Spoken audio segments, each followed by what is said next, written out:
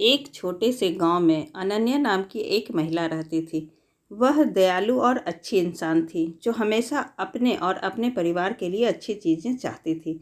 अनन्या के पास एक प्यारा पति और एक खूबसूरत बेटी थी, लेकिन उसकी सास कांता का व्यवहार उसके प्रति बहुत अच्छी नहीं थी।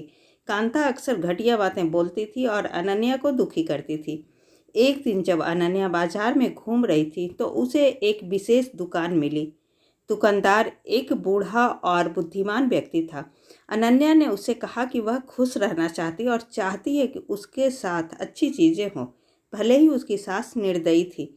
दुकानदार मुस्कुराया और उसे एक अनोखी साड़ी दिखाई। उन्होंने कहा कि यह जादुई साड़ी है और यह उसके जीवन में सौभाग्य और खुशियाँ लाएगा। अनन्या ने जादुई साड़ी खरीदने का फैसला किया और तुरंत उसे पहन लिया। जब अनन्या ने जादुई साड़ी पहनना शुरू किया तो चमत्कार हो गया। उसकी सास अनन्या के साथ बुरा बर्ताव करने की बजाय उसके साथ प्यार और सम्मान से पेश आने लगी। अनन्या बहुत खुश थी क्योंकि उसकी सास उसकी सबसे बड़ी समर्थक और सबसे अच्छी दोस्त बन गई थी। गांव के लोग इस बदलाव को देखकर आश्चर्यचकित रह गए। जादुई साड़ी की वजह से अनन्या के परिवार में खुशियां आने लगी।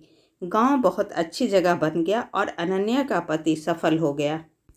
उनका घर हमेशा प्यार से भरा रहता था और सभी का आपस में मेल जोल रहता था। अनन्या की बेटी एक प्यारे और देखभाल करने वाले घर में बड़ी हुई और वह बहुत खुश थी। जादुई साड़ी की कहानी दूर दूर तक फैल गई और लोगों को दया और क्षमा का महत्व सिखाया। अनन्या बहादुरी का प्रतीक बन गई और उसने सभी को दिखाया कि दयालु होने से बड़ा बदलाव आ सकता है, चाहे चीज़ें कितनी भी कठिन क्यों न लगे। और इस तरह जादुई साड़ी के साथ मिलने वाली अच्छी चीज़ों का आनंद लेते हुए गांव हमेशा खुशहाल रहने लगा।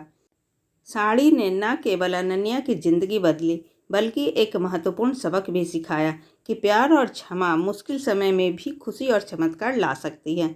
दूसरों के प्रति दयालु होने से हम उनके और हमारे जीवन में भी खुशियाँ ला सकते हैं। ऐसी ही अच्छी और ज्ञानवर्धक कहानी सुनने के लिए प्लीज़ आप मेरे चैनल को सब्सक्राइब ज़रूर करें। तब तक के लिए बाय बाय।